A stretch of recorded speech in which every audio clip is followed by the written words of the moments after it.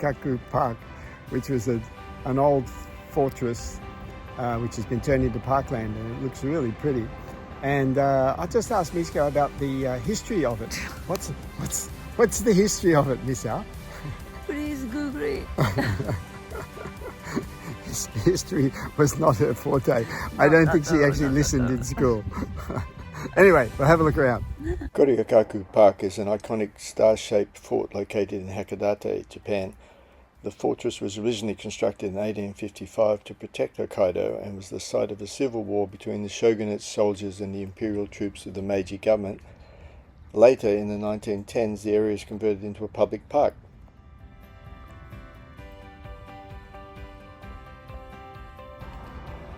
And this is Goryokaku Tower, which we probably won't go up, but pretty impressive.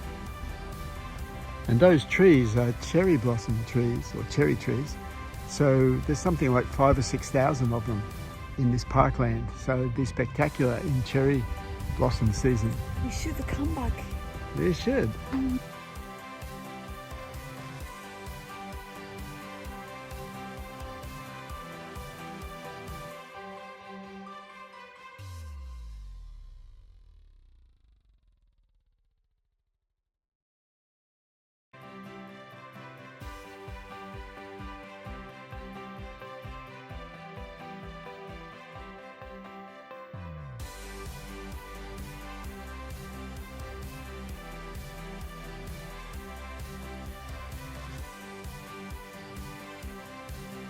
Look at all the work that's gone into this, all the stonework.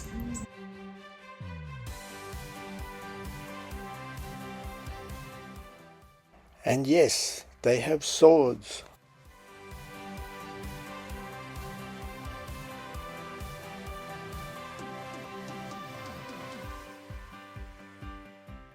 And this is the Hakodate Magistrate's Office.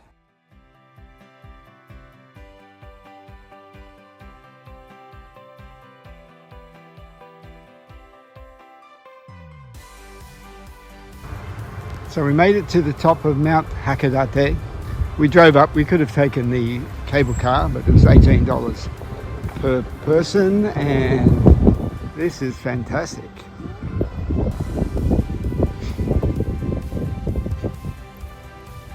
What a view.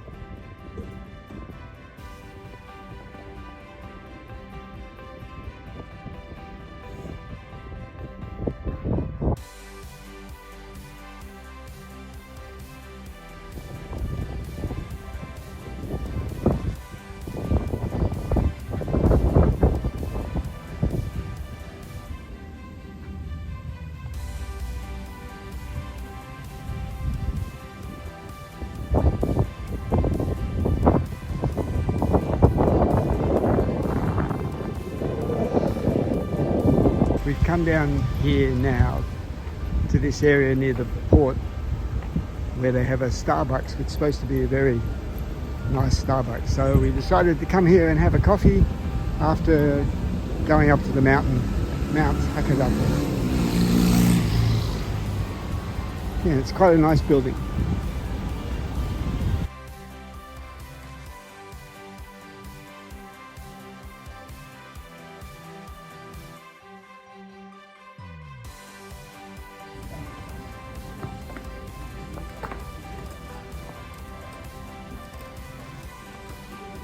Nice, eh?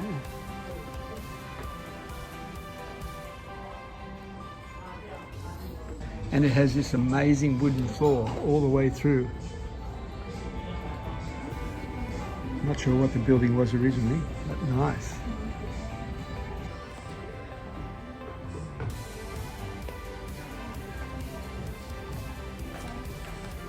For you.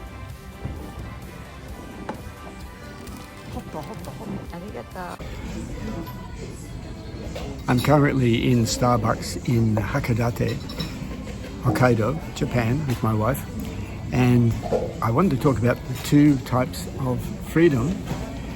And one is the freedom that you get from running away from something, and the second is the freedom you get from running to something. Unfortunately, most people just do the first one without having a plan for the second. So my driver was to get away from the job that I really didn't like, and a lot of other situations in my life at the time. But I didn't have a freedom to run to until I decided to move to Japan and buy an Akia, or a cheap house in Japan. And now that I've done that, I have freedom. So I suggest the same for you. Find something to run away from, which I'm sure really easy, but even harder, find something to run to, whether it's a new business or a new location, something. There you go. It was a great trip to Hakodate, but it was time to head home and start working on the house again. So this is the great toilet saga. It's about -6 degrees at the moment, so it's a bit chilly, but this is the original toilet, and it's a septic system. Now I was told I needed to replace the toilet, and I assumed that was because of the smell, being a septic system. And when the place is closed up for a while and you come in here, it's quite smelly.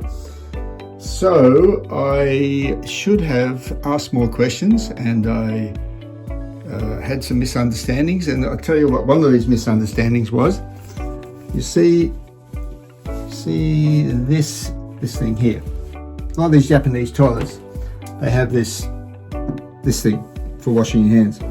Well, I've got a sink out here, so I didn't think I needed one. And they asked me, do I need a washlet? And so, for some reason, because that's used for washing hands, I assumed that was a washlet. Ah, but this is Japan. No, this is a washlet. The electrical system that throws water up at your bum and dries you off and all that kind of stuff. And I said no, which was fine because they cost about $400. And I do need one, but I thought I was getting rid of this. And the problem was that I ordered this toilet, not this one, the new one, which cost $1,600. And it doesn't actually get rid of the smell. I thought it was actually designed to minimize the smell, but it doesn't. And because I want to eventually rent this out some part of the year as an Airbnb, I didn't think having toilets that smell was such a great idea. So I decided to look at an alternative system, which is hooking up to the actual sewage system of the local council. The downside of that was that cost about $25,000.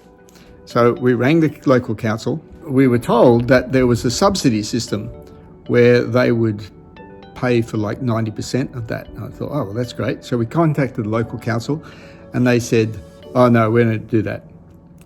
And so I went ahead with the septic toilet, $1,600 job.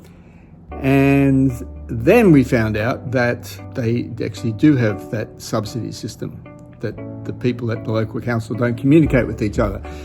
And so I decided that would be a much better bet, and we spoke to the people about how to get rid of the smell of the toilet, and it turned out that we didn't have an exhaust pipe coming up from the septic tank, so they thought that might fix it. And when I looked into that a bit more, they said, well, yeah, it won't completely fix it, and it was going to cost me about $4,000 to get the toilet installed and the piping and all this kind of crap.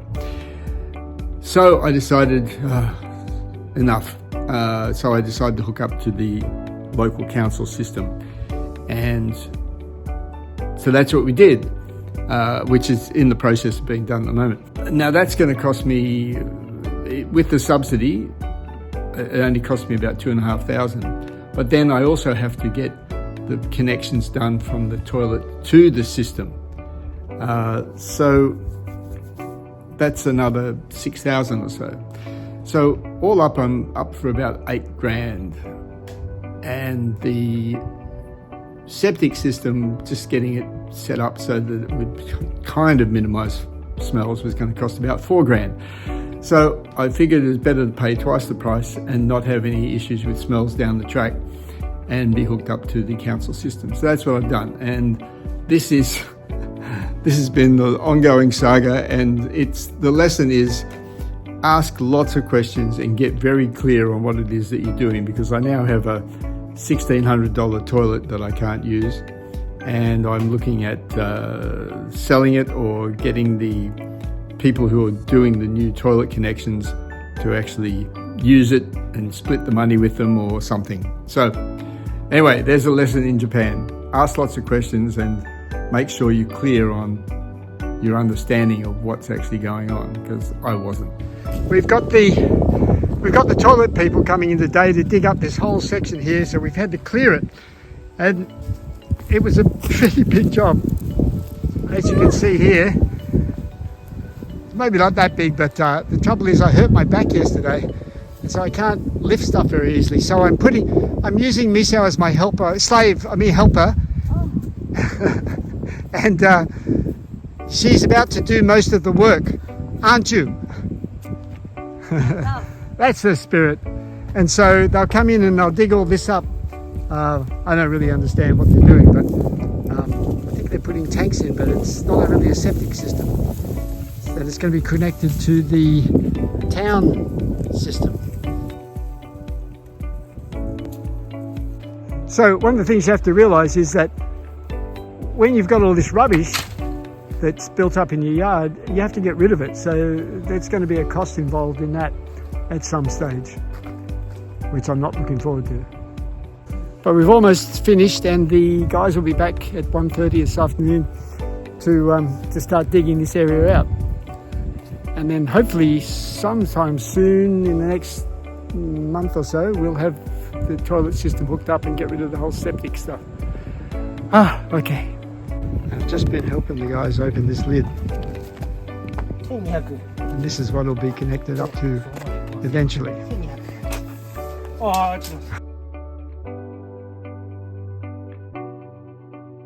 So today they're starting on the new toilet system, digging the hole for this tank, which is just behind the caterpillar there, that kind of creamy looking thing.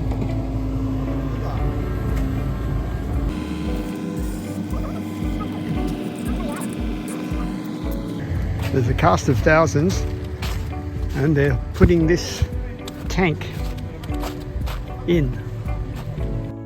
Well, their hole's getting deeper, and they've just taken a break.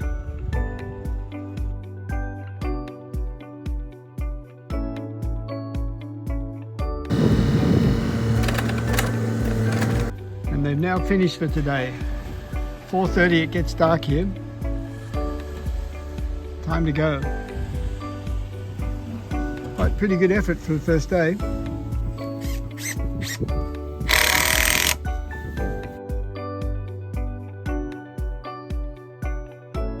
So they've finished digging the hole, and they're taking that one away and leaving this one to fill it in and spread the dirt around the house. And every day there's a little bit more progress. I don't fully understand what all of this stuff does, but it looks like a mausoleum or a giant coffin. And now they've started on the trenches for the piping.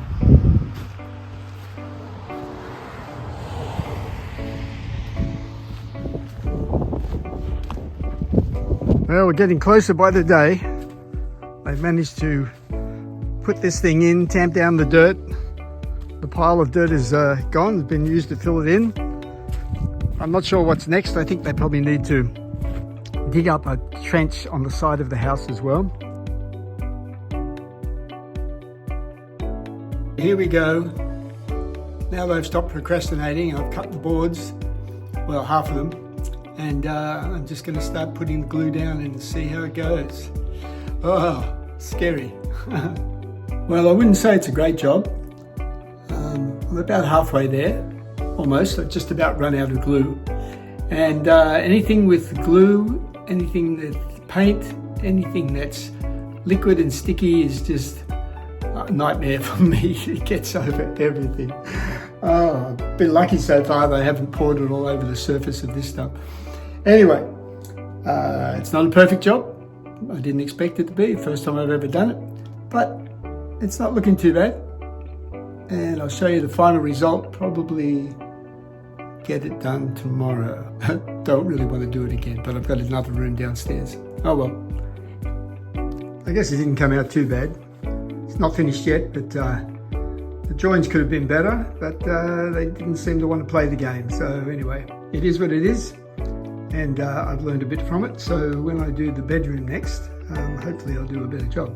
But it came out okay for the first time.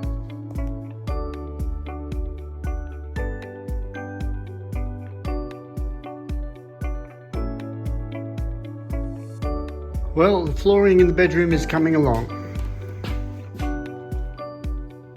I don't have too much more to go.